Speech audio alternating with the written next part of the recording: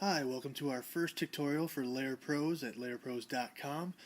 We're going to be working with this image, adding real clouds to this empty sky background here. One of the first things I like to do though is I always duplicate my original, just so we're not working on the actual original, even though we won't even be touching either of these. That's just something I do by habit. I'm going to open up Layer Pros Clouds version 1. I'm going to use Adobe Bridge, and it's just going to allow me to preview the images and the clouds and the formations before we actually choose which one we want. So I'm going to go into Layer Pros Clouds version 1's folder.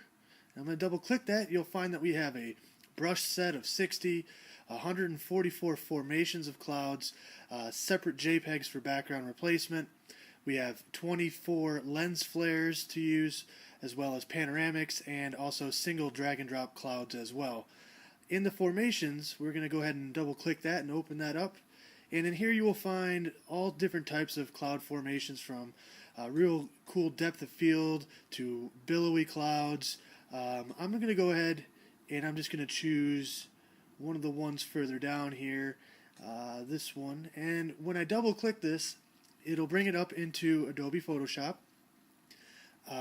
What I want to do is I want to go ahead and select what formation I want, and off to the right you'll see that we have all of them labeled from cloud left, top right, bottom right. I'm going to grab the top left, and I'm going to hold my Apple or my Control key over the layer, and that's going to make a selection on it, bringing up the marching ants that you see here.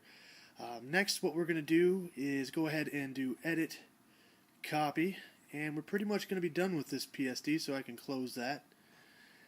We're going to go back to our ocean view here, and what I want to do here is I'm going to use a tool called the Color Range tool in Photoshop, and this is just going to help me start our mask and also help me make a selection on the background.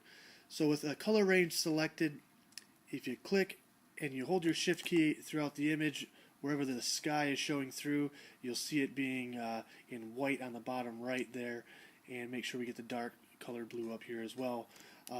That looks pretty good. This is, like I say, a basic way to add clouds. We'll get more in depth with layer mask editing in the next video tutorial. We're going to go hit OK. One of the things that does is it brings up our selection on the image. The next step, what I want to do is add a slight modify and a feather to that actual edge. And I usually use maybe a 0.5 feather when I'm trying this type of cloud replacement. So I'll hit OK. And what I want to do next is go back up to Edit, Paste Into, and that's important. It's going to paste it into. It's also going to generate our layer mask. So Paste Into brings our clouds into the background. I go ahead and you can move them around here, and you can kind of see there is some issues with it showing up in the ocean there, but we're going to go ahead and address that in the next video tutorial with editing layer masks. So we got the clouds where we want them. What I can do here, I can also transform and scale it using Control T or Apple T just to get into where I want.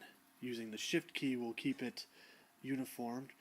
I'll hit Enter, and there you go, an easy way to add clouds into your image.